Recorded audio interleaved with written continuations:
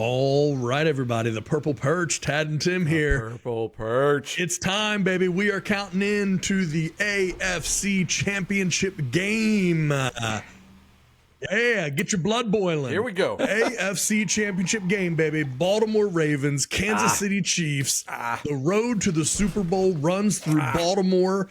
You can see who we're supporting right here. We got the Ravens going. Got the Roquan Smith going. Got the purple in the background for each of us. Man. We're ready to rock this game. Ready. This is the big one, baby. This is for all the marbles to get to the Super Bowl. Yeah. Yes. I was going to say, there's a few more marbles left. There's a few more marbles. There's a few more marbles. We get through this one. Gosh. Well, okay, man. We're in it now. So let's roll with this. What do you think, man?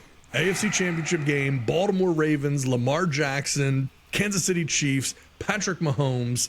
How are you feeling? We're going to talk through some keys to to victory for the Ravens. We've got some stats and things that I think will be really good to talk through. But how are you feeling right now? I feel less nervous this week than last week. Not because I'm like 100% confident we'll win. I'm probably less confident we'll win this week, but I'm less nervous because of the upset factor. Last week, the nervousness was like, are we going to lose to a rookie quarterback in all, I'm saying, like, we lost to Tannehill in 2019 in a very similar scenario. Dude didn't even throw 100 yards passing, and we got upset that game. And so I think the nervousness was, are we going to get upset again at home with a bye week, home field advantage? So I would say I was probably more nervous last week, but I less like our odds of winning this week. Is where I'm at. You less like our odds of winning. Yeah. Okay. For a plethora of reasons, which I'm sure we'll get into. Okay, interesting. All right. So just so you know, we are live streaming this. So from time to time, I may jump in with some comments and things like that from folks who are on the yes, sir, with us as well. Yes, sir. So, all right. Well, listen, man. Like I said, we're in it. Let's talk through what this is going to look like. I mean, we kind of almost always knew we had to end up here, right? Like there's almost always that knowledge that if you're in the AFC, one way or another, you've got to be able to get past the Kansas City Chiefs. This is their sixth straight AFC Championship game, which is unbelievable. And even though they seemingly are not fielding as strong a team this year as they have in years past, there's a lot to like about that team and the way that they play. The defense has been excellent. I was going to say, do you really believe, that the difference in the is that different than past teams? Like, are you 100% sold? Like, they shouldn't be here. They won 2 less games than us. Is that what they won? Yeah, so I think so. 2 or 3, something like that. But so I mean, nothing significant. A couple of those were fluke games, but do you really think they're that much worse than past Kansas City Chiefs teams? I think there are a couple parts to this, right? If you look at their points scored, so they were 11-6. You look at their points scored, they're lower, right? They're not putting up a ton of points. They're a less explosive offense this year than what they've been in the past. Mm-hmm. I honestly, in a weird way, this year's Kansas City Chiefs, I feel like is what most people thought last year's Kansas City Chiefs were going to look like with the loss of Tyreek Hill. And last year's Kansas City Chiefs still had a lot more explosiveness on offense than people really thought that they would. I think a lot of people thought there was going to be this drawback with the loss of Tyreek, and then it wasn't there as much as people thought. This year, I do feel like, it's a more sluggish offense, a little bit more methodical, obviously. But, if you look at the points scored, they're not an incredibly high scoring, offense. I mean, they've scored 294 points on the season. And that's not a huge, a huge number at all, particularly for the Chiefs. Well, and this is the first year that Mahomes did not have a 1,000-yard receiver. Right. Yeah. So, I mean, that's right. Kelsey didn't get there. So he was 984. He had 1,000 yards last year. Year before that, Tyreek and him both had 1,000 yards. So he's always kind of had that, like to your point, that explosive element where you go, well, you could put up 21 and a quarter and not blink, which he did against us. So you're like, man, by the time it gets to the second quarter, we're down 24-0. Like, how did that happen? So I agree with you that it's not as explosive an offense, but I think that defense is not being talked about nearly enough. You are second in sacks, really only behind. I mean, Baltimore Ravens have gotten so much fanfare about having 60 sacks in the season, all this. They have 57. Yeah. So it's not like they were slacking. Like, so they're number 2 in sacks. They're number 2 in yards allowed per game, and they're number 2 in scoring defense per game, behind us on the scoring and behind us on the sacks, and then of course behind the Browns on yards per game. And so you look at this team like you are a nasty defense. The reason that people have overlooked that is because we don't think of the Chiefs as a defensive team. We think of the Kansas City Chiefs as an offensive team and an explosive offense. And this year they've been changing it, and they've needed to, but they've been winning with defense. Because if you look offensively, the Kansas City Chiefs scored 371 points. The Ravens scored 483 on the season. So, I mean, we're talking about, what is that, 113-point difference? So over the course of a season, we're talking almost 10 points a game difference in average points per game between the Ravens and the Chiefs. That's a significant swing. So we're more than a touchdown difference in terms of the offensive side. Now, if you look at that defensive side, the Chiefs allowed 294 points. The Ravens allowed 280. So for the entire season, there's only a 14-point swing there, right? So 2 touchdowns is really the difference in points allowed between these two teams on the defensive side for the entire season. So it's a 113-point swing on offense, but it's only a 14-point swing on defense. Which I was going to ask, but when it comes to playoffs, I mean, all those stats go out the window, right? So we go, okay, historically, here's how we've done.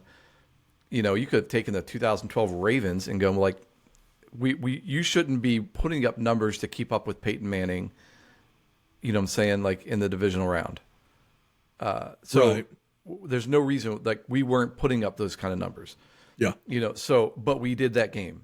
And so you got to wonder, like, we have some history here, but when you have Mahomes and Kelsey and Andy Reid in the playoffs, how much of that is really truly going to play into the scenario? Now, well, I think, go ahead. Yeah. I was going to say the turnover differential, we're slightly better than them on the takeaway side, but still, who knows? Yeah. Well, look, I think there's a couple parts to it too. When you look across the board at these teams, the biggest difference is, and I was saying this, the other night on, when we were talking through this on the You Get the Horn show, and I was talking through, what I thought the AFC Championship game would look like, and I said that what I believe the biggest challenge to the Ravens from the Chiefs is the experience, is the fact that this is their 6th straight AFC Championship game. Mm-hmm. They know how to win these games. Yep. This means everything to the Ravens. This is the 6th straight year that the Chiefs have found themselves in this position. This is not their Super Bowl. This is not a crazy game. And they've shown this season, I mean, they're 6-2 on the road this season, so they can win. They actually have a better record on the road than they do at home. They were only 5-4 at home, but 6-2 on the road. The Ravens were consistent, 7-1 on the road, 6-3 at home. So, really very strong either way. But, the Chiefs have shown they can win road games, so there's no issue there. 6 straight AFC Championship game, no issue there. And one of the things that I always talk about, I was talking about this the other night on You Get the Horns, I'll say the exact same thing tonight. I will probably belabor this point. For me, it always comes down to best coach, best quarterback. The team that has the best coach and the best quarterback is usually going to be a safe bet to win, particularly in the postseason. So is Andy Reid better than Harbaugh? Great question. I think that most people would probably give Andy Reid an edge. That he's certainly the more accomplished coach. Deservedly right? so. About that. Deservedly so. Yes. So you say, I could hate every Andy single Reid, Chiefs player. I'm not hating Andy Reid. Yeah, Andy Reid's a great coach. So you figure, okay, if you're going to give him the edge over Harbaugh, and then it's Patrick Mahomes and Lamar Jackson. Now, I mean, again, chances are you're probably saying Patrick Mahomes is the better quarterback. Now, we are literally splitting hairs when we're getting into these comparisons now. Because when you're looking at an Andy Reid and John Harbaugh and a Patrick Mahomes and a Lamar Jackson, I mean, these are the best of the best. This is where it gets different, because when you start looking at the playoffs and you said, I don't know, Tua and Mike McDaniel against Andy Reid and Patrick Mahomes, there's a big gulf there. And then you start moving to the Bills and you say, okay, Josh Allen getting closer, but Sean McDermott is nowhere near an Andy Reid. So there you go, a big gulf there. You could say the same thing on the NFC side, right, where you go through these things. So more often than not, that's your safer bet. Now we get to this point where there's not a major gulf between these coaches or these quarterbacks. Yeah. But I do think if you were going to give an edge, you're probably going to give that edge to the Chiefs at coach and quarterback. However, maybe not this season. If you look at Mahomes this particular season versus Lamar, it's closer. Mahomes, again, they weren't nearly as explosive in offense. Still has great stats, obviously. Nobody's going to take that away from him. But that they're closer now than they've ever been historically. Yeah, I don't know that this is probably one of Mahomes' worst stat years, though. I mean, not talking about yards. So you have 4,000 yards. But you're looking at 27 touchdowns and what's 14, 17 interceptions, something like that? Like, hold on, let me pull this up. Yeah. 27 touchdowns, 14 interceptions. Yeah. So, I mean, if you take the 4,000 yards, which he's going to throw 4,000, blindfolded. Right. The fact that his turnovers have been so huge, I mean, it definitely feeds into the narrative that the offensive line isn't as strong as it used to be. That his receivers not having that breakout. Now Rice has been doing outstanding as of late, but not having that like massive breakout guy that he can get the ball out quick to, like these quick screens and these quick slants that they've been accustomed to that have turned up massive yard after catch, just not there. Yeah. So you got to wonder, like, all right, so okay, it's not this year, but of course Jeff said in the You Get the Horn show this week with the preview, Jeff said, well, can I ever pick against Mahomes? Mm-hmm. And that's still the question, because when it comes down to it, the dude has experience. You have an outstanding coach. You have a good enough of a running game.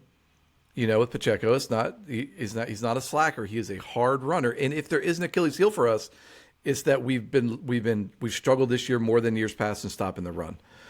And so if they lean on that, So let me ask you this: if the Ravens beat the Chiefs, would you consider that an upset? No. You can't. I don't think it can possibly be considered an upset. It may feel like an upset. It feels like an upset because the Chiefs are a giant and you have to find a way to slay that giant. But the reality is you can't be the number one overall seed, have a first round bye, have them have to come to your house, and then say it's an upset if you win. So you're saying if the Chiefs beat the Ravens, it's an upset? Or are you saying like there's no upset in this I don't think game? there's an upset. To me, this is really, really simple. And the bottom line is it is a heavyweight match. Yeah. It's a slugfest between these two teams, right? These are the two, I mean, look, there are three great teams in the NFL. And it's probably the Niners, the Ravens, and the Chiefs. And yeah, and you could have said Dolphins until the late in the year last year, and you could have said could have said Eagles until late in the year. So I would say for the scope of the entire year, yeah, I think you're right. That's it.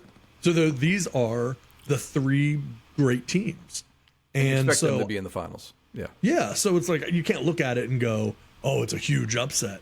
It's I think they're very evenly matched. I think this, another year or who knows if Tylan Wallace doesn't return that kickoff against the Rams in overtime for a touchdown, maybe we're going to Kansas City instead of Kansas City coming to Baltimore. I mean, it really can come down to just a play like that. And if that were the case, is it an upset?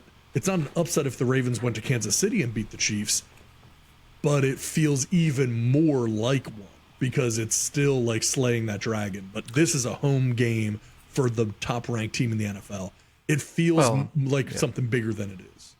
And what would classify as an upset, is the expectation that one team is going to lose and should rightfully lose. Now, this is like the Patriots, when there are multiple years that we play with Brady, that we had, like, I genuinely feel like we had the better team. Yes. But you could argue, they were better coached, more prepared, and they had some stuff go their way. You got to have, you and I said this time and time again, you've got to have some luck, yes, to make it to the Super Bowl. And so turnovers were dominant. Like this is we would say that, okay, they had a great defense as far as statistics, but they did not force the turnovers that we forced. So we had 14 more turnovers the course of the year with a plus 12 differential. There was negative 11. And so they were turning the ball over frequently. So we didn't force any turnovers the last game. I mean, none against Stroud, no picks, no fumbles. And they did not get came really close, but came really close. And they still did not get to the red zone in the second half. You know what I'm saying? Like, incredible. So it speaks to the discipline of our team on the defensive side. So I think, can we force the turnovers, and not just force them? Can we turn turnovers into points? If we can I'm not talking field goals. If we can steal possessions and flip those into even if you just get one touchdown out of it, I think we have a solid chance of winning. But it's Mahomes, it's Kelsey. You have nearly 1,000-yard rusher with Pacheco, so he's no slouch, and he runs hard. He runs hard. And I mean, Rice has had almost 1,000 yards receiving. So. There. You may have heard this, but I said this week on You Get the Horns that, like, if you look at that Ravens defense, right, that Triple Crown defense, and what are those three strong points? It's points allowed, right? They're only allowing 16.5 points a game. It's takeaways and it's sacks. And what are the three things that you would most want to accomplish against a Patrick Mahomes-led team? It's takeaways, it's quarterback pressures or sacks, and obviously limiting their scoring. If you hold the Chiefs to anywhere near 16.5 points, then you should be winning that game 99 out of 100 times. And that still leaves a chance that you don't. But if you can manage to hold them there. Now, there are a few interesting things, and I wanted to break them down here for you, just kind of from the top, to give you some a couple things to think about here. So the Chiefs this season, Kansas City Chiefs this season, played exactly 5 playoff teams. Okay. Against those 5 playoff teams, they went 1-4. Okay. They were 0-4 against top 10 defenses. They barely beat a Buffalo team last week that obviously had a lot of injuries and things like that. The Chiefs defense had a lot was of Buffalo. The Chiefs definitely ranked high. Yeah. Defensively. Yeah. But really, when you look at what they did against good teams, they struggled. Right, 1-4 against playoff teams. That's not great, and really struggling against top 10 defenses. 0-4 against top 10 defenses. That's tough. Yeah. Yep. Yeah. So it doesn't mean that's the cure-all, that answers everything. But it is, look, late in the season, you started hearing things about Miami. And clearly the wheels had fallen off, right? They couldn't beat good teams. That was the thing you were hearing throughout the season. Like, okay, Miami can destroy bad teams, but they're not beating good teams. And then it was, but they're so explosive, it's just they've had a couple bad games. But then the wheels fell off. Again, best coach, best quarterback, so you're not going to have those same types of things with Kansas City. But I do think there's enough of a sample size to say that offense, because they're not explosive now, is struggling against top defenses. That defense is still going to be good, right? There's no doubt about that. Nobody's taking that away. But in years past, when you looked at what they were able to accomplish offensively, it was hugely different. And the one point I'll make really briefly about this is that if you look at what the Chiefs have scored this season, the number of times that they scored 30 or more points in the regular season, because I went back and looked, and I can tell you they scored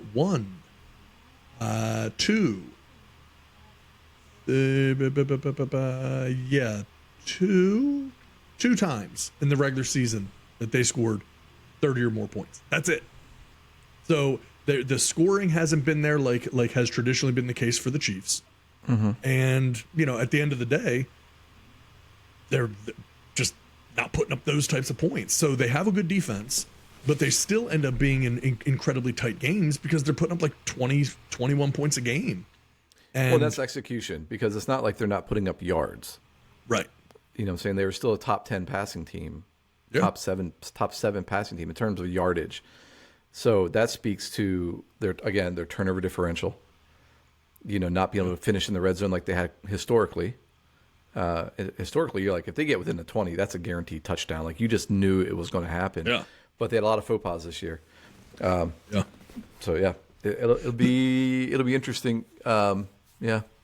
Yeah, because in a 17-game season, to give you an idea, I told you earlier that the Chiefs scored 371 total points on offense. In a 17-game season, that's 21.8 points per game. So they're averaging our magic 21 number too. Points. Yeah.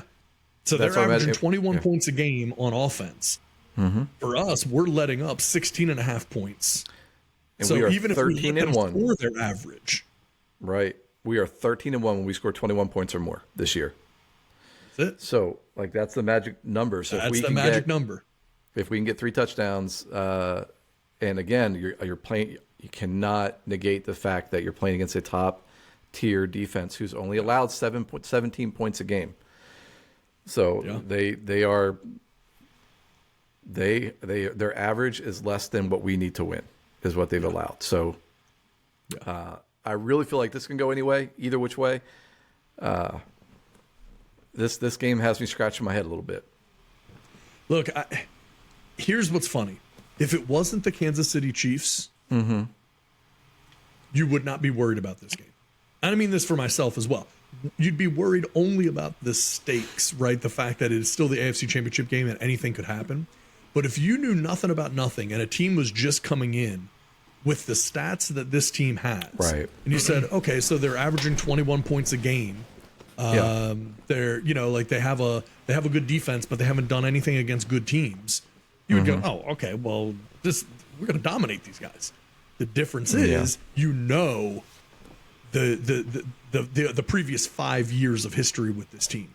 Yeah. And knowing what they've been able to do and the winning pedigree that they have, that's the thing that makes you overlook the evidence, the proof of what's in front of you. You overlook that because of knowing who they are under those numbers. Well, and the things that you would bring up that would go, oh, these are factors, I don't think are factors. So you can go, well, it's supposed to rain.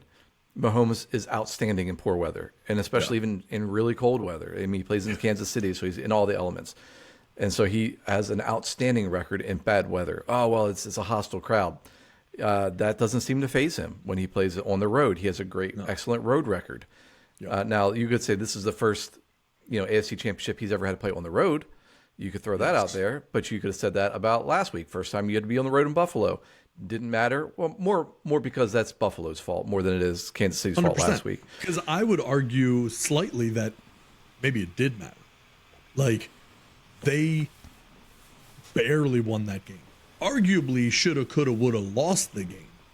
That was more about Buffalo blowing it than Kansas City winning it. Yeah. Now, I'd say Kansas Buffalo City lost the still game. held in.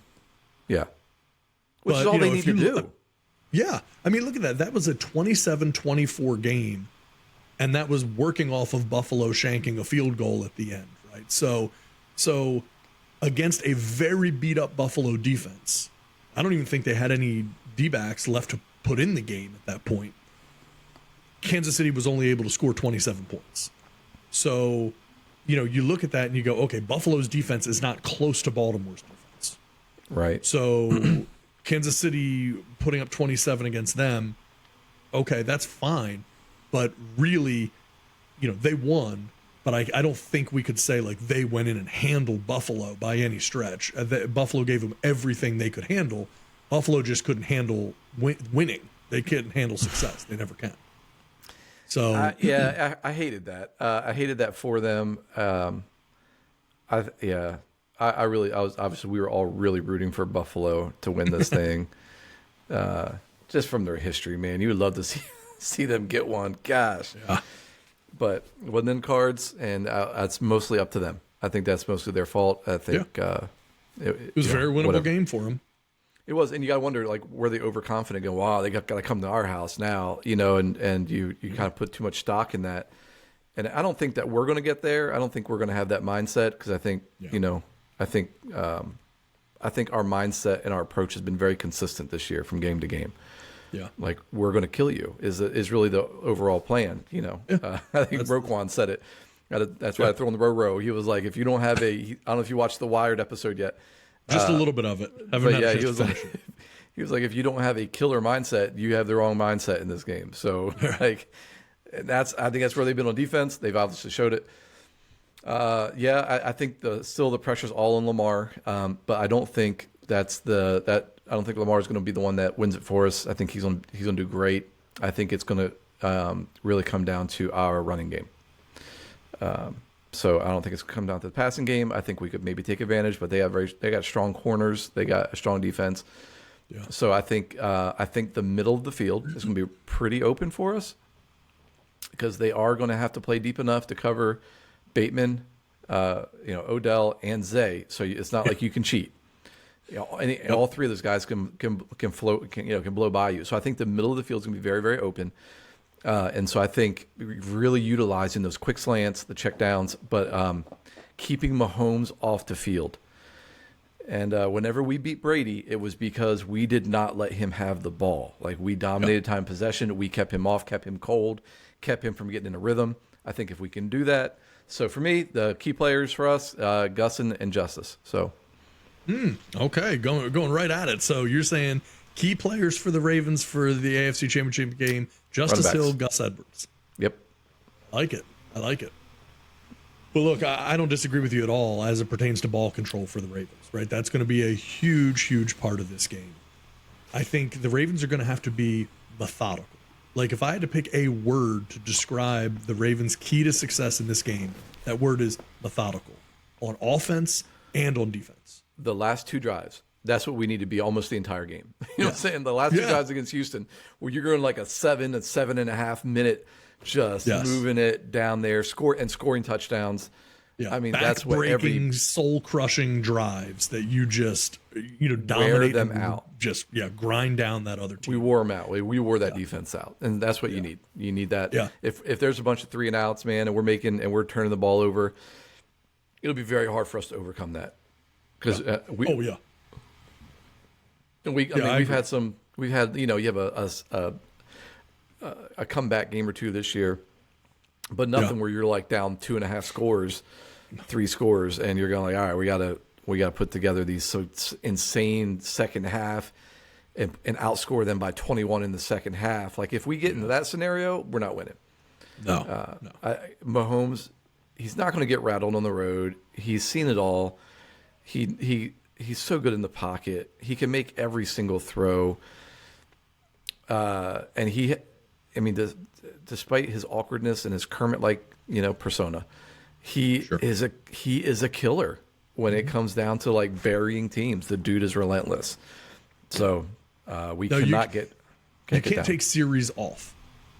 Like the Ravens cannot take series in this game and just feel like, even if you have a lead, that it's just like, okay, no big deal, whatever. We didn't get that 3-and-out. We'll just punt it. We'll get them next time. Every single drive needs to have weight to it. There's gravity to every time you have the ball.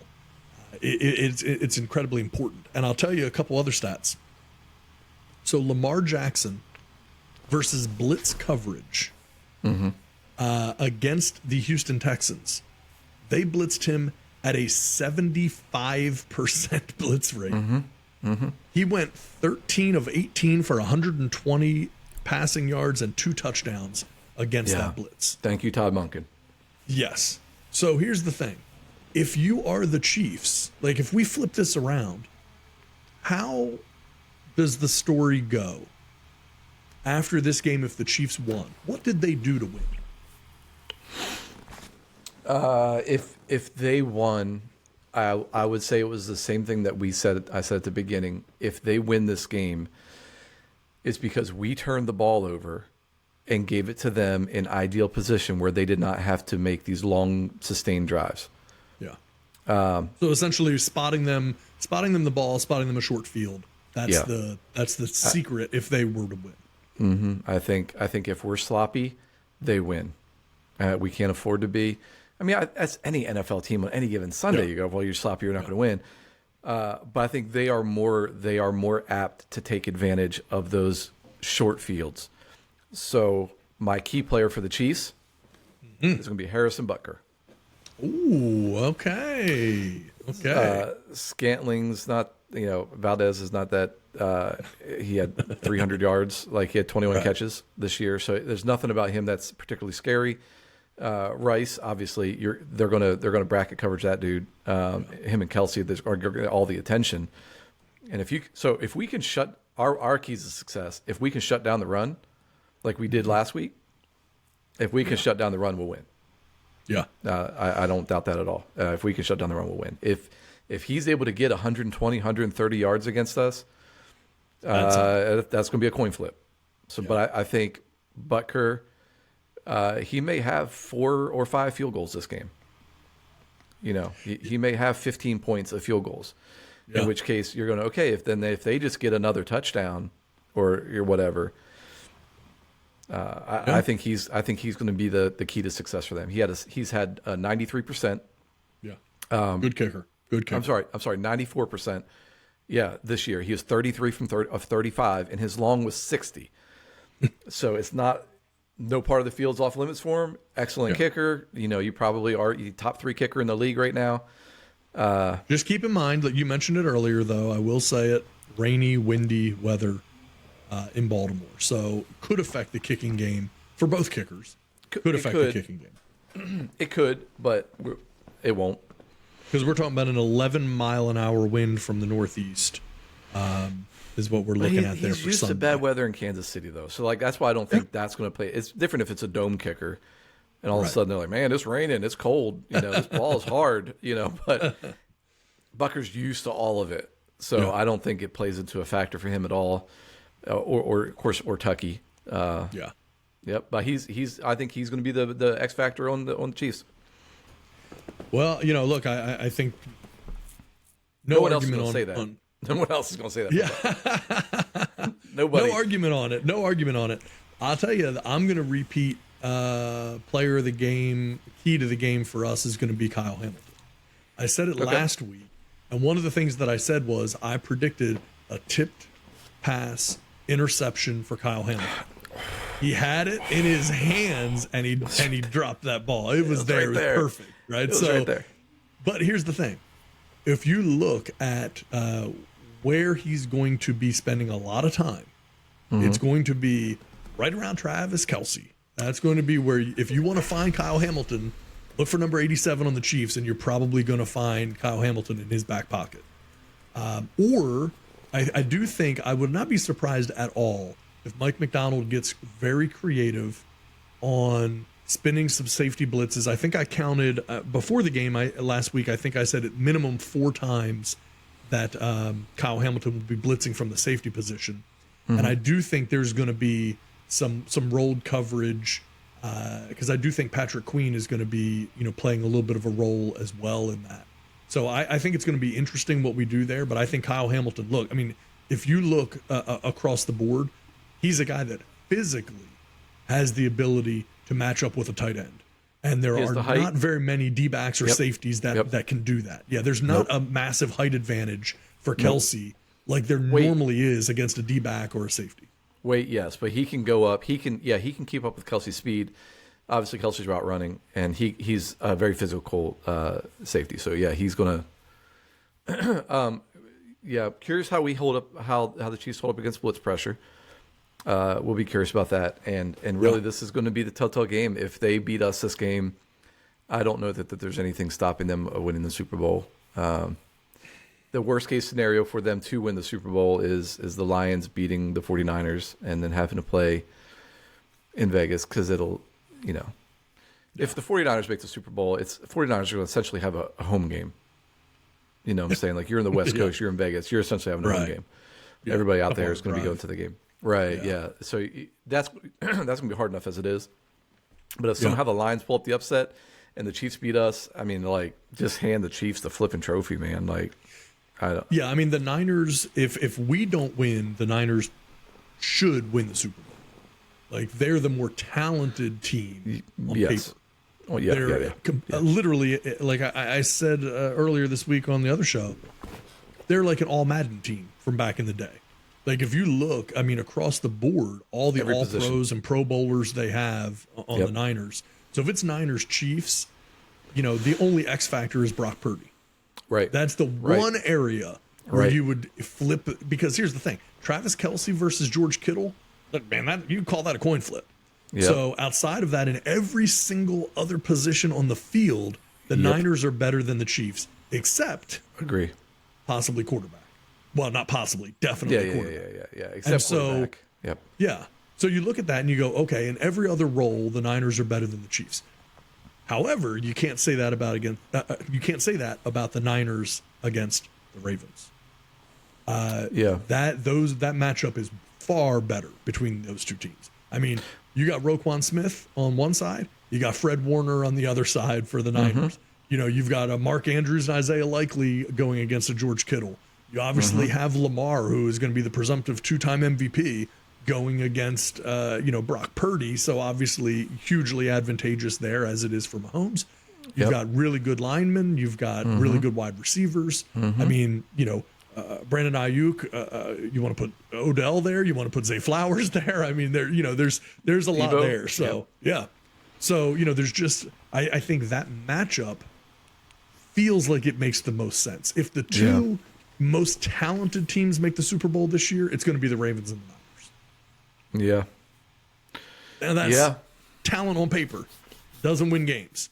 So how you feeling? How you feeling? How you feeling about the game? How you feeling?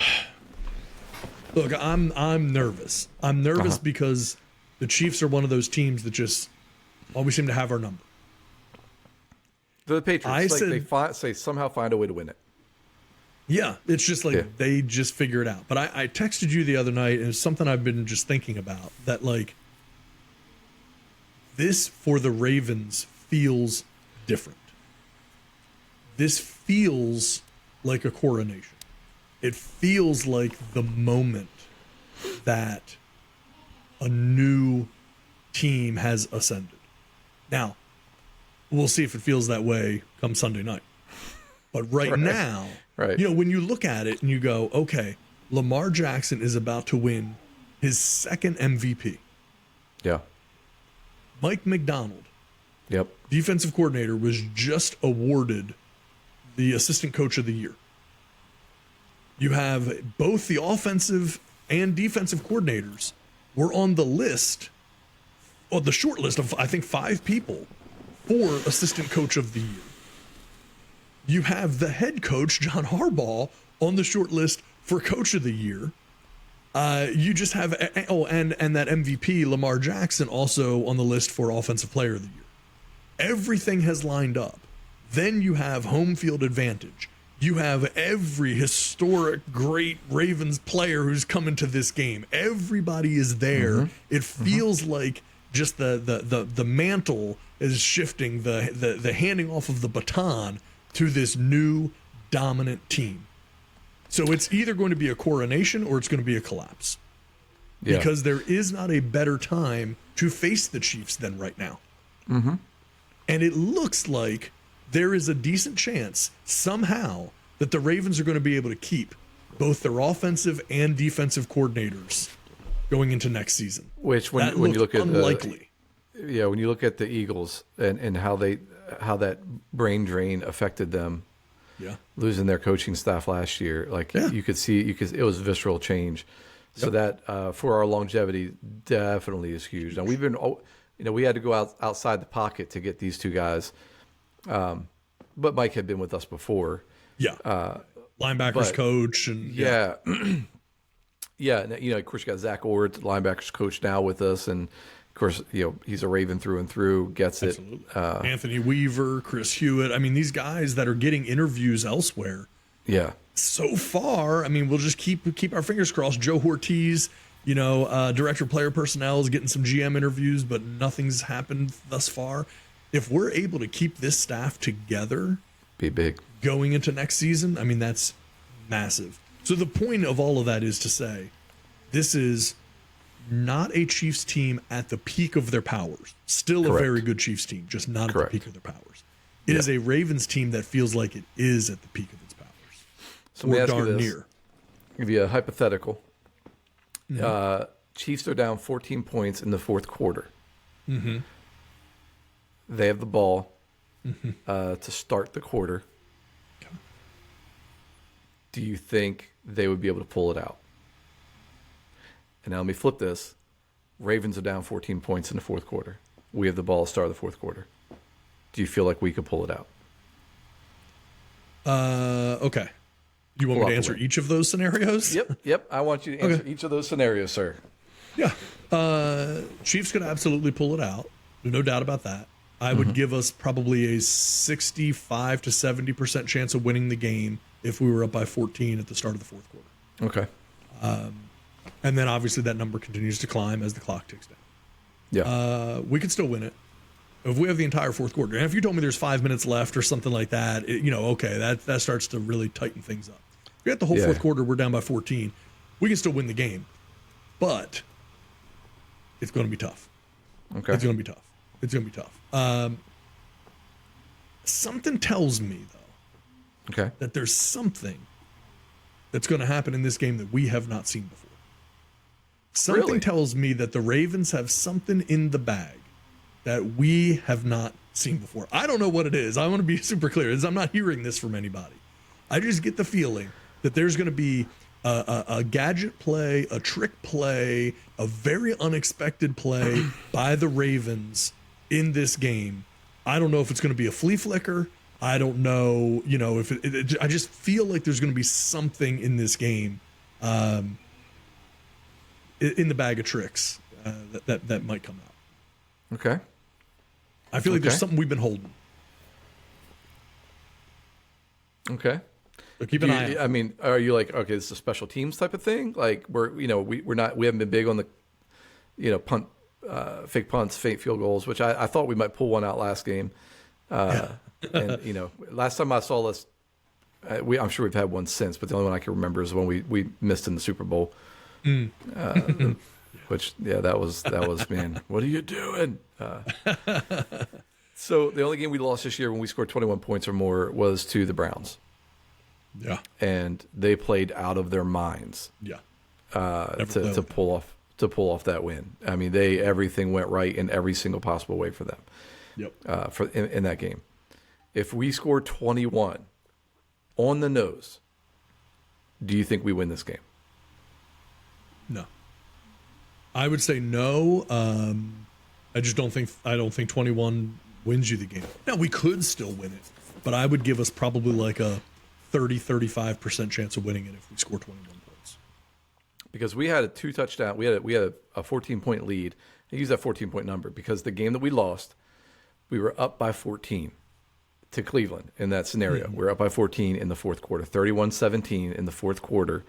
We just scored at the top of the fourth quarter. They had the ball, and they came back and obviously had 17 unanswered points on us. And that was, gosh, I don't even points. remember. What was that, like week 9? Week 10. I think that was week 9 or 10? Yeah, week 10. Okay. So for all intents and purposes, a little more than halfway through the season. The Ravens were a very, very different team after that game. Like, yes. To give you an idea, because, bringing it up here, if you look at that game where, they lost, right? We put up 31 points. But if you look what happened after that, we put up 34 against the Bengals, 20 against the Chargers in a win, 37 against the Rams. Then we beat the Jags. Then we beat the Niners. Then we beat the Dolphins. And we just really went on that run. So that Browns game was really the last game that you could look at and go, wow, we lost, should have never lost it. But we might have learned something from it. Well, both of the scenarios where I would say the two games where we won one, we lost one, the Rams and the Browns. Browns, dude played out of his mind, was just flawless going down the stretch, and they pulled out the win. Yeah. The other game, was Matthew Stafford. Dude played out of his mind, played so good.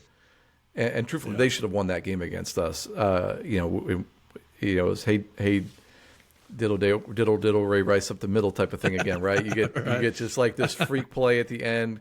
You run back to punt for a touchdown, and we win. But those are the two games where you go, okay, when the quarterback plays out of his mind like that, and is passing all over us, and it's just pinpoint accuracy, and it's just in a zone, and we can't get up, because those are games where we could not get off the field. Yeah. You know what I'm saying? So like if Mahomes has that kind of day, it's going to be a long day for us. Sure. So what do you think? No argument, but it's hard to say that the opposite's not true as well. Like anyone who has that kind of day, it's going to be hard. If Lamar has that kind of day, because let's face it, this version of Lamar Jackson is much unlike scarier. Any version we've ever seen. Much scarier. What we are seeing every game this season. Yeah. Every game this season, you could basically look at and see things in that game, whether we won or lost, that were better than he's done at any point previous in his career. Decision making is so much better than in previous years. Patience in the pocket, tenfold better. Even when he breaks out for the run, he's keeping his eyes downfield. So, this version of Lamar is the best version of Lamar we've ever seen, 100%. And it really started probably mid-year. Yeah. And, you start looking at that and you go, okay, well, what this guy has the ability to do. And one of the things that you really saw in the second half of the Texans game is that Lamar Jackson just decided, I'm not going to let this game be close anymore. Yeah. And then it wasn't. Yeah. Like, it really was that simple. Like, if we need a first down, I'm just going to take the ball. I'm running it. I will scramble. I will find the open receiver. If I don't like it, I'm running it. I'll pick up the first down. I'll run the touchdown. I'll do what I need to do. And for that guy to have 2 passing touchdowns, 2 rushing touchdowns in a playoff game against a team known for defense, I just feel like there's a killer instinct now in Lamar that is matching a skill set. He always had the killer instinct. He just didn't have the skill set. And so sometimes he would overreach to make a play. And that's when, unfortunately, you'd see that fumble. You'd see that, that accidental intentional grounding because he was trying to throw the ball away and he couldn't, or a sack when you were so frustrated wanting to scream at the TV telling him to throw the ball away and he takes a sack late in the game. This version of Lamar, this is a different dude. And those types of mistakes, we just have not seen him making them. Yeah. And he's grown up. This feels like a grown up Lamar. It does.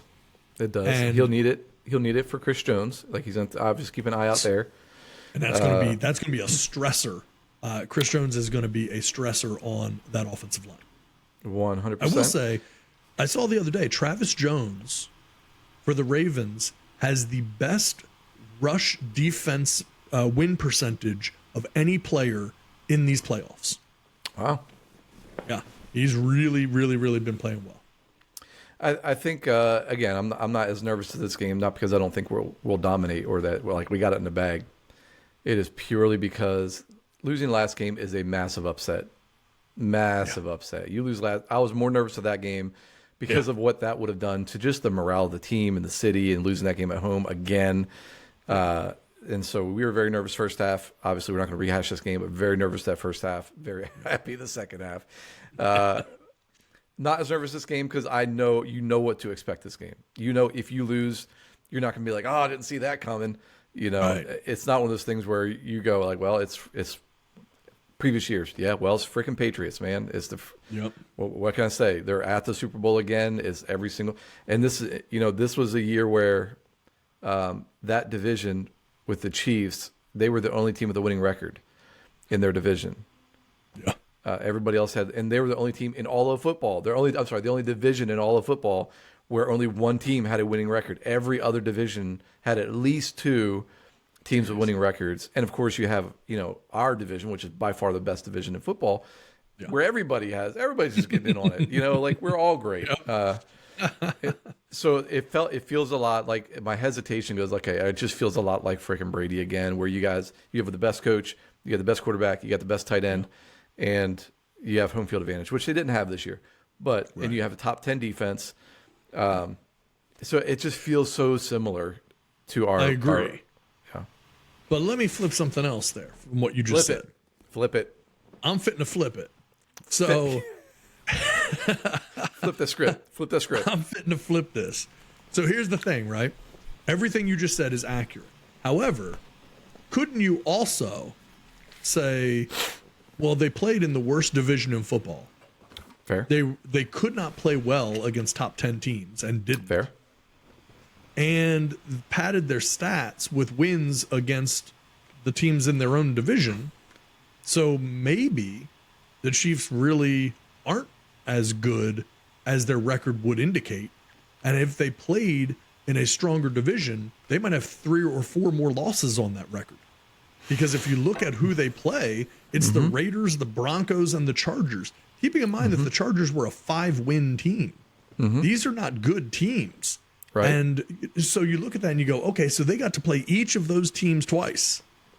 Like, yes, they're a team that knows how to win. So, I mean, in any individual game, the Chiefs can absolutely win. There's no doubt about that. They have the talent, they have the pedigree, they have the experience, and the right people in place. But this season, when you said earlier, like, well, they were only, 3 games behind us record-wise? It's like, yeah, but we earned our 3. And if you look at the teams that we beat, it is everybody. It's the Niners. It's the Dolphins. It's the Rams. The Rams. It's the Lions. It's every team that is relevant in the postseason we've already beaten. The Chiefs can't say anything like that. And so, again, as it pertains to being battle-tested this year, the Ravens are the battle-tested team this year, not the Chiefs. Yep. I agree with you completely. And I think, like you said at the very beginning, would you feel like this with any other team but Mahomes? Right. And I'm with you. If I'm looking at this, the hesitation with Stroud was just the upset factor. You had a week off of rest. Yes. We blew the game in 2019 against the Titans. And so that was looming. Because if you look at any other person looking at that game objectively goes, there's no way Houston has a chance. They may stay in it for a little bit, but they don't have the pedigree on both sides of the ball like we do to be able to sustain that. Now, hats off to Stroud. Didn't turn the ball over. Really played a smart game, but a smart game in that arena is not going to win you the game. You're going to have to take risks and take shots, and they didn't do that. He didn't take shots downfield where he was just so brutal. We touched on that last week, where he was so good this year, and we kept a lid on it. And I think the big play stuff, that's a backbreaker for us. If we can grind them and make them earn every yard like we did last week, we'll do well. If we give up deep touchdowns to Rice or to Kelsey or whatever, Kelsey doesn't look the same this year. He doesn't. It doesn't. It's that Taylor Swift effect. I don't know. He was just got the dating butterflies in his stomach, but he doesn't look the same. Weak legs. Looks distracted. Hope we win. But if we have a reaction video after this game and we lose, one, I'm not going to be shocked about it. I'll be disappointed. Won't be shocked. Right. And two, if we come back and have a reaction video after a game that we lost and we lose this game, we'll probably be able to point to just failed execution on our end as to the reason. Which is, and actually, I think that's a great point. Yeah. I think it's on us. We win, it's on us. If we lose, it's also on us. It'll be more about us than them. This game is more about us than it is them. And that's the Bills. Yeah, exactly. And because if you repeated that game this week, Bills win. Yeah. I think it was just one of those games where I think they were overconfident. They mean to cut you off, but I think they were overconfident, and I think they were. Well, and I'll give you one other thing, because You mentioned earlier about the success of the Chiefs defense this year. No doubt they've played well. Haven't really played against very many people, but they played well. However, you're familiar with, in the stats world, DVOA, correct? DVOA, for anyone who isn't familiar, is the defense adjusted value over average. This calculates a team's success based on the down and distance of each play during the season, then calculates how much more or less successful each team is compared to the league average. I have for you the best weighted DVOA through the divisional round from 1981 to 2023. Okay. I will tell you that we're going to start this list because this is a list of 1, 2, 3, 4, 5, 6, 7, 8, 9, 10, 11, 12, 13, 14 teams. The lowest is the New England Patriots in 2004. They won the Super Bowl. Their weighted DVOA was 38.4. Okay. That will go to all the way up to near the top of the list, the 1985 Bears, who won the Super Bowl, with a weighted DVOA of 49.4. Okay. So pretty close, from 38.4 to 49.4. There's basically that 11-point swing on this list. The 2023 Ravens had a 55.2, by far the highest on the list. Out of these other teams, the 85 Bears won the Super Bowl. The 96 Green Bay Packers won the Super Bowl. The 91 Washington Redskins won the Super Bowl. The 2020 Buffalo Bills lost the conference championship game. The 89 San Francisco 49ers won the Super Bowl. The 97 Packers lost the Super Bowl. The 92 Dallas Cowboys won the Super Bowl. The 94 49ers won the Super Bowl. 2012 New England lost the championship game. 2019 Kansas City won the Super Bowl. 2013 Seattle won the Super Bowl. 86 Giants won the Super Bowl. 04 Patriots won the Super Bowl. Okay. So every team on this list made it to the Super Bowl except for two. Each of them lost the conference championship game. That was the 2020 Buffalo Bills and the 2012 New England Patriots. And then you have the Ravens, who are now in the conference championship game. The Ravens have a 6-point lead over the number 2 team in all-time DVOA since 1981. I say all-time since they started tracking it since 1981.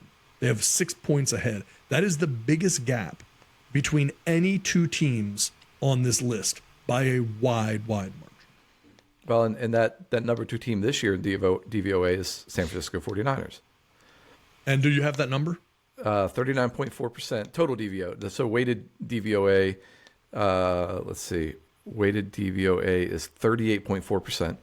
38.4. That would put them at the very, very, very bottom. The last place, tied for last place on this list with the 04 Patriots, who also had 38.4.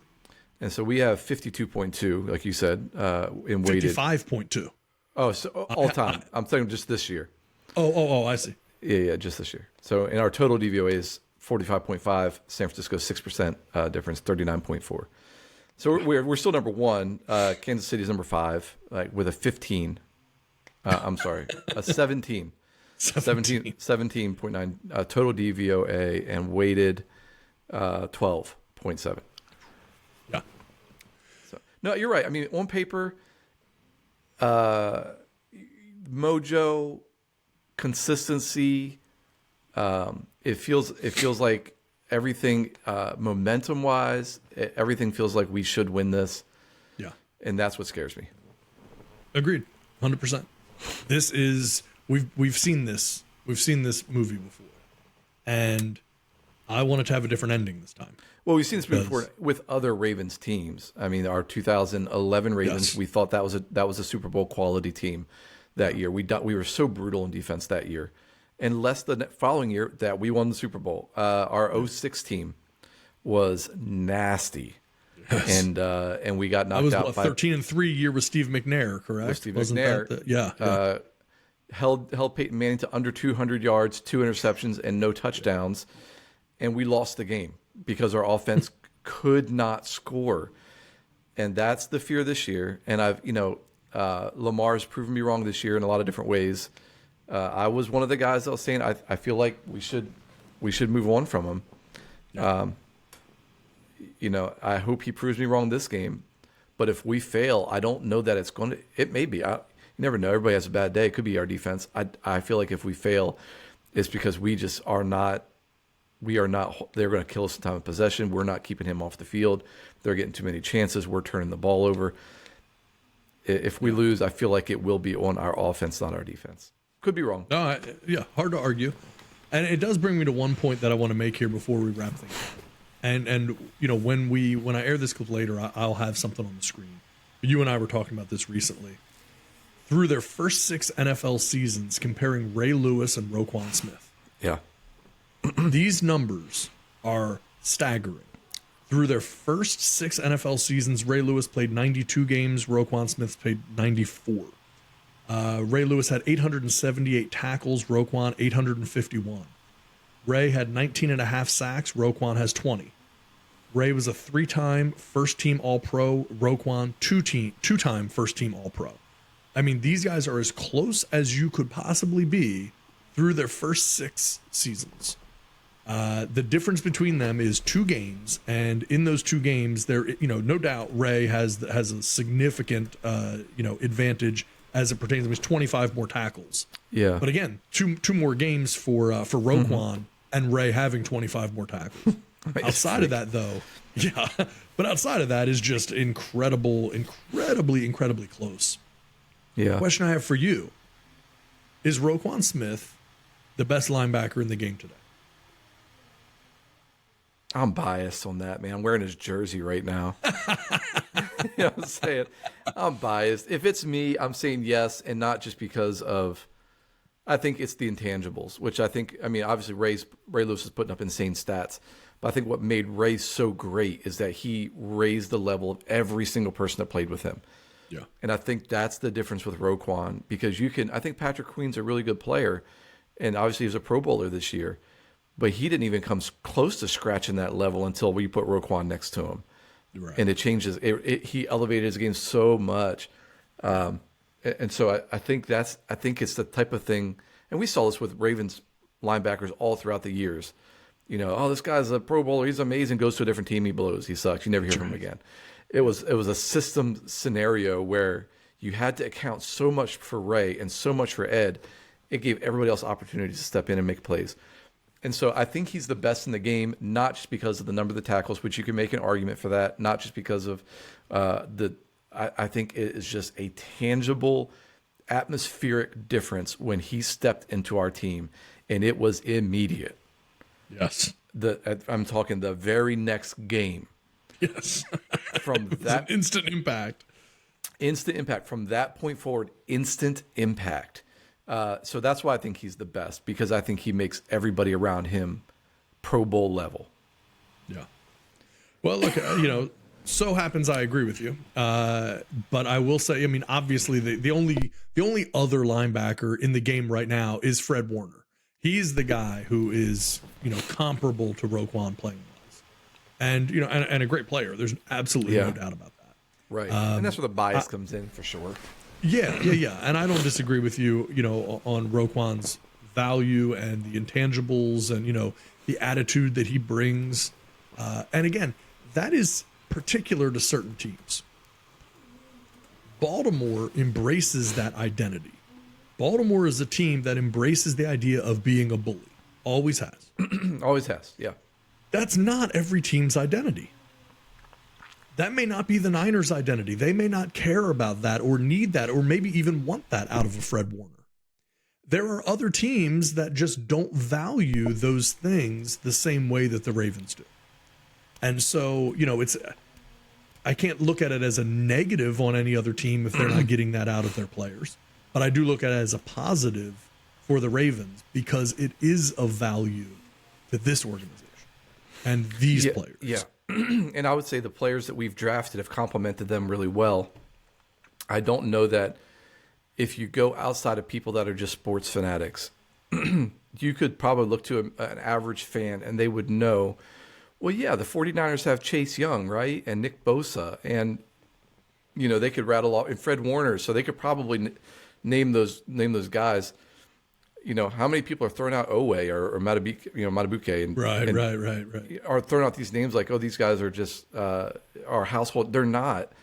But I think Roquan has made them better. I think you got your Bosa and Young. They didn't have to go to the Niners to be good.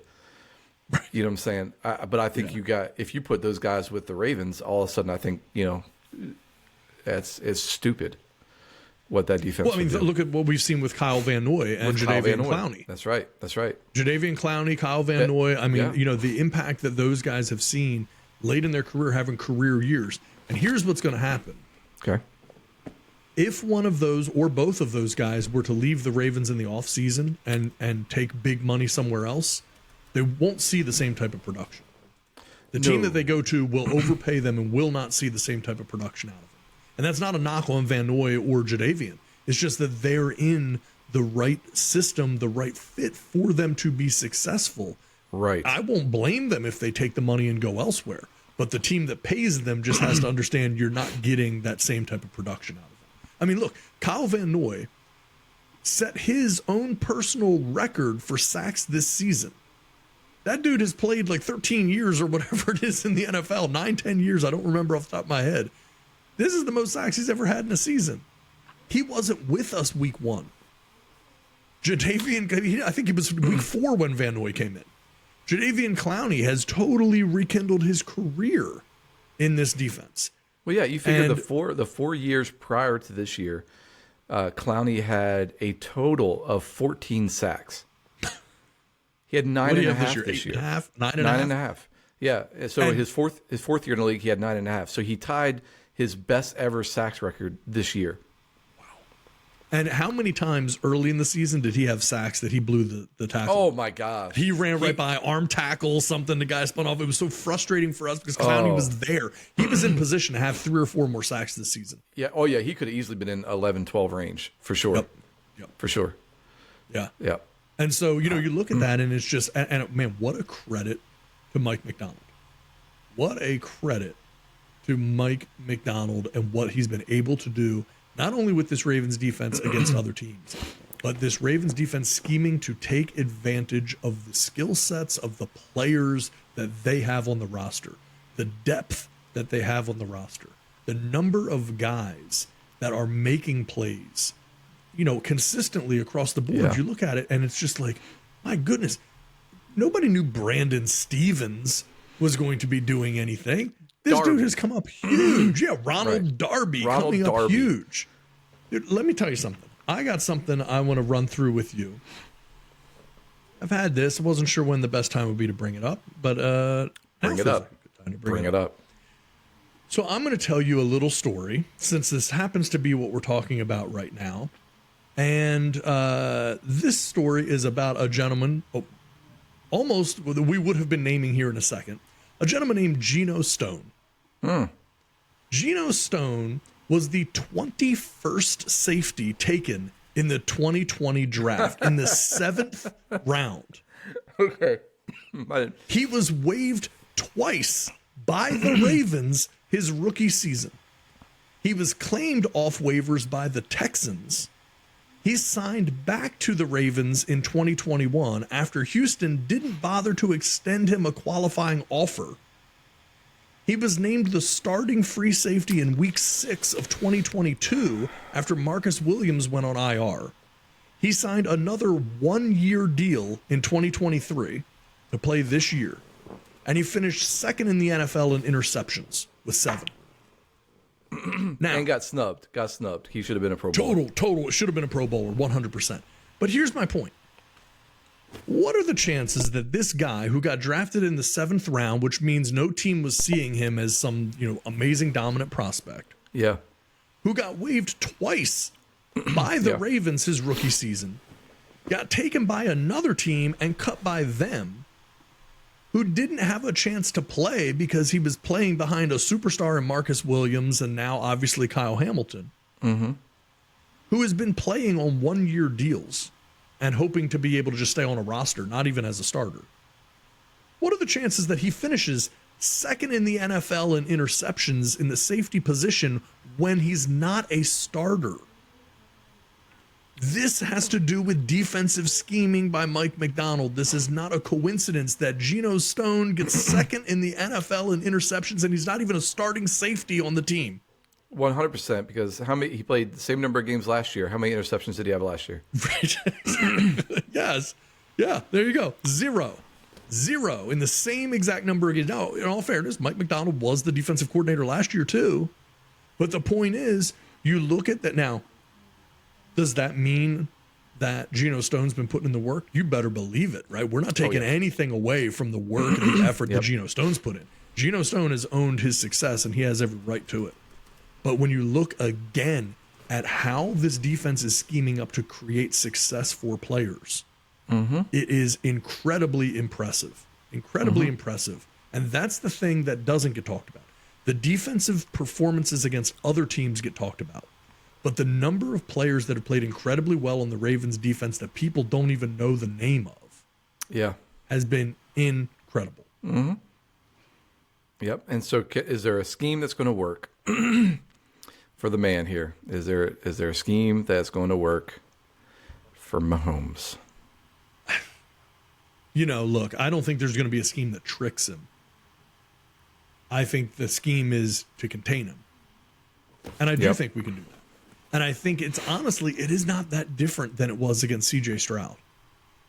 If you remember, we talked before that game, and I said that the idea with Stroud is you don't need to get sacks. Thank God, because we didn't. But you don't need to get him. You just need to speed him up, make him uncomfortable, chase him out of the pocket, put pressure on him to where it's just a half a step, a half a second. He has to speed up a pass a little more than he wants to. He doesn't have time to go through his progressions the way he wants. Now, I'm not some sort of Svengali, but when you watch that game, that's pretty much exactly what ended up happening. And therefore, we were successful. There has not been a game this year that you could point to that C.J. Stroud looked more like a rookie than he did in that divisional round game against the Ravens. Oh, except for week one. Yeah.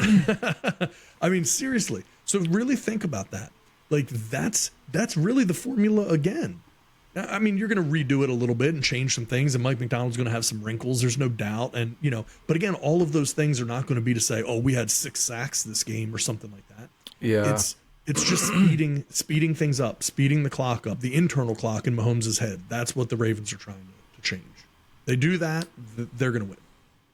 And the sacks are great, but it's the it's the getting off the field. Like, awesome if you get a sack on second down, and now it's 3rd and 11.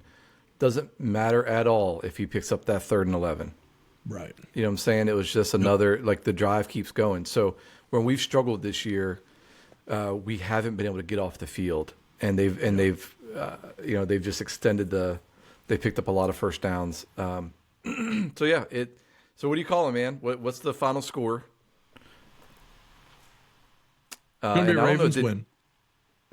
So I don't think you gave me the game changer for the Ravens, did you? I said it was going to be Kyle Hamilton. Kyle Hamilton, you did. All right, sorry. Yeah. Who for the Chiefs? It's interesting. I went back and forth on the Chiefs side, and now I'm drawing a blank on who it was I picked. So give me a second here. I'll look it back up. Are you going to say a defense like a Chris Jones, or are you going to say it's... Well, so I honestly think Rice? There's a good chance that it will be a Chris Jones, because that's going to be the side, if he's able to chase Lamar out of the pocket consistently, that's going to play, a huge role in this. I mean, that has to happen for them. It just has to. There's no other way that it works if they're not getting pressure from Chris Jones. What I need to see, and this is, I should have looked it up and I just don't have it. Who I was going to say was Nick Bolton. I was going to look at the linebackers. I feel like the linebacking crew, because what we haven't talked about yet is the return of Mark Andrews. He's practiced, but he's not playing, I don't think. Oh, he's a full participant. There's a very likely chance that he'll play. I'm always curious about that. Does that upset, or does that? I think we texted this. But does that upset the chemistry that you have going with Likely, or is that just adding to and making you better? It's really weird. I'm on the fence with it. Lamar's already come out and said that he's excited about having Andrews back out on the field. He thinks it's going to be huge. He loves him, says he's his security blanket, and he's excited to have him back. I think there's going to be a few plays, and I actually may have texted you this. I think I did, regarding 2 tight end sets.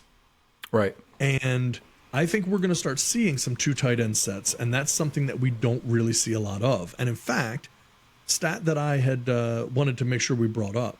So the Ravens do not run a lot of 2 tight end sets. Mm-hmm. But let me tell you what happens when they have run 2 tight end sets this season.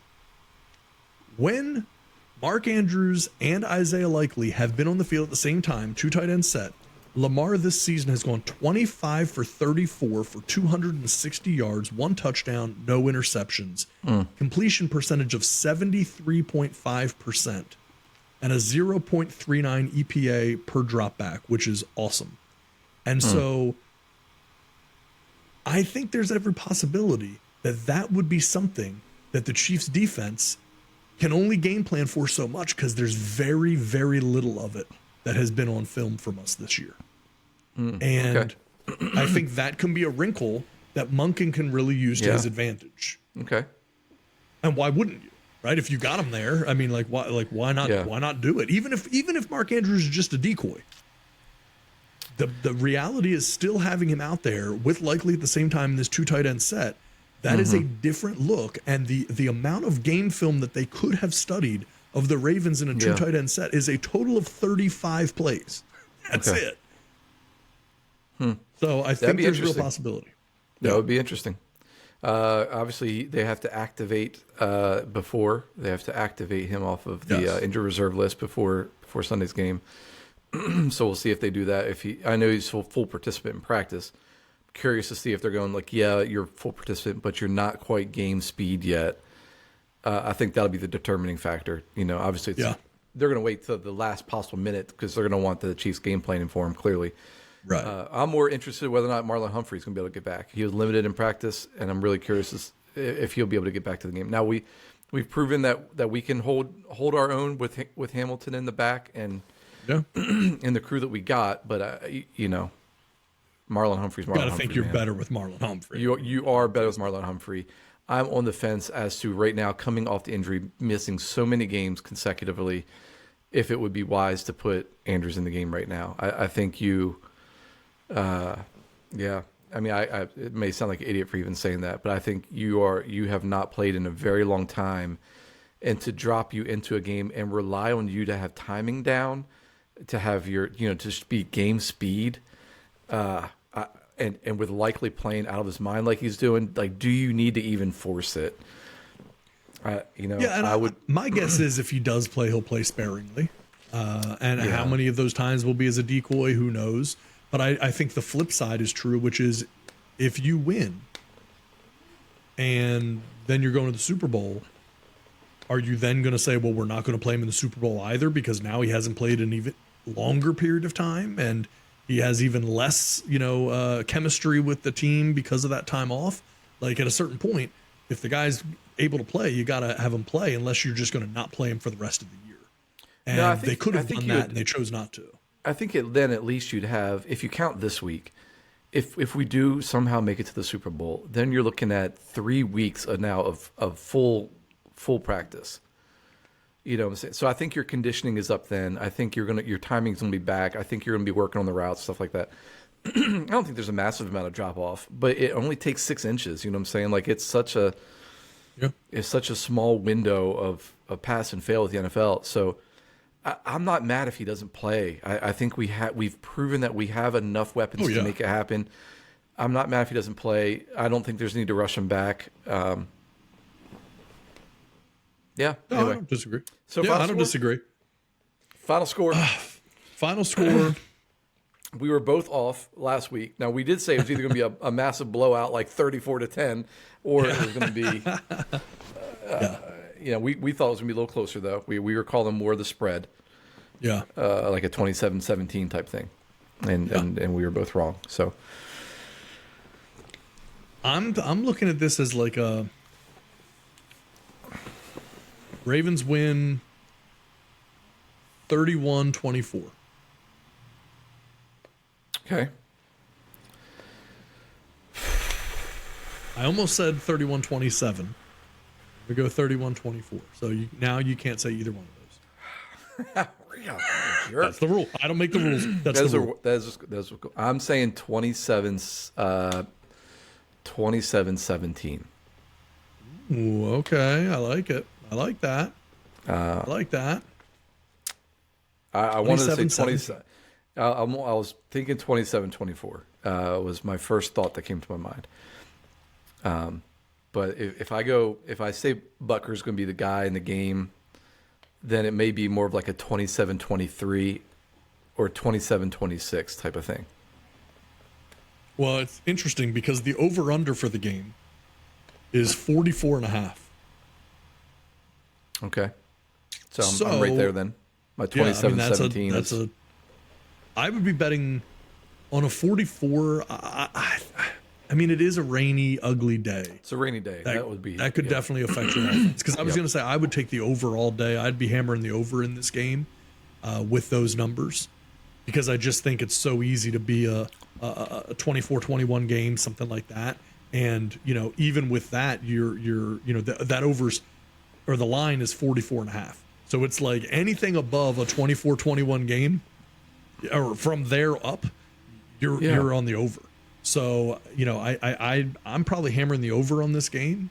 But again, just for the record, we talked about it last week. And again, it was dead on, is that the Ravens are 10-3 against the spread in their last 13 games. All right, and so we said the betting odds normally know how to read the Ravens. Yeah. And sure enough, it was dead on against the Texans. I think we beat the over by 1 point. So I'm gonna change this again. I'm going to say 27-26 Ravens. Wow. Okay, let me write this down. 27-26. 26. Pacheco touchdown, Mahomes passing touchdown, and 4 field goals. 4 field goals, okay. 4 field goals from Butker. All right. And what did I say, 31-24? Mm-hmm. I'm not writing 4 field goals. Stats. Yep, 4 field goals. 27-26. 27-26. We have 3 touchdowns, 2 field goals, and I'm going to say Lamar does not score a touchdown. Ooh. There's a gutsy play. That's a gutsy, but I'm going to say it's going to be running. We're gonna be hammering it. It's gonna be on the ground. Lamar doesn't score a touchdown running or passing. I say we have 3, and we win. I say we have 3 touchdowns from running backs. I said running backs are gonna be the factor this game. So I'm saying when we get in the red zone, I say we have 3 touchdowns. So they're gonna be the factor. I didn't know that meant they're the only factor. They're not. They're the only players playing in the game. No. They're just the only players scoring. I'm saying Lamar has 0 touchdowns this game. Right. This is just a stupid kind of prediction. I see 0 touchdowns. Yes. Our running backs have 3 touchdowns. We have 2 field goals. We put up 27 points. We hold them to 4 field goals and a touchdown. So 2 touchdowns. 2 touchdowns. So so before we wrap up here, I'm gonna give you one more line. Mm-hmm. Over or under Lamar Jackson, a 100 quarterback rating in this game against the Chiefs, AFC Championship game. Quarterback rating of 100. Going the over or the under? I'm going the under. Going under. Okay. What's your pick for Lamar's QB rating?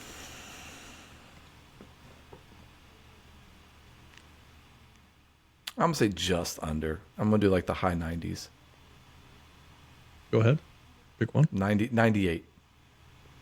Ooh. Okay. I'm going to go 112. 112. Okay. 112. Where the players dwell. Okay, so who wins the turnover? Who wins the turnover battle? I'm going to say us. I'm going to say it needs to be us. If it's not us, I'm very worried about the game. Mm-hmm. So. Yeah. And I will say this, just so you know, I mentioned earlier Lamar against blitz pressure against the Houston Texans. Right. Wanted to make sure I brought this up. His overall passing grade career-wise against the blitz, Lamar Jackson against the blitz in his career, 2020 to 2022, his passing grade against the blitz was a 58.8. That was 36th in the NFL. This year, quarterback rating against the blitz, 81, 5th in the NFL against the blitz. He's learned. If you don't know anything else, that right there, the man has improved 31 spots in his quarterback rating against the blitz. You know, and Monken was very, very complimentary about how smart Lamar is. I think it's easy to overlook that and go like, well, you know, the way that you talk, or, you know, you're not super vocal, and, you know, some of these things that you could draw some false assumptions. I would probably tend to agree with that. He's smart, and I think this has probably been the biggest learning curve in his career this year, playing with Monken and getting a whole different perspective, because it seems like Monken, even more so than Roman, is not playing to his running strength, but playing to his passing strength, where it always felt like Roman was always playing to his athletic ability and not necessarily supporting what he needed to do to be better in the pocket. Now, that's a bunch of conjecture on my end. I have no idea what's happening in these meetings behind closed doors. But what you could see quite tangibly this year is pocket presence that we've never seen out of Lamar, patience that we've never seen out of Lamar, and the ability to manipulate the defense more this year than we've ever seen, with his eyes, with not just breaking out in the run, but like going vertical along horizontal along the line of scrimmage, keeping his eyes downfield. Like, I feel like he's just been it felt like his football IQ has doubled this year, and hats off to him. Really impressed.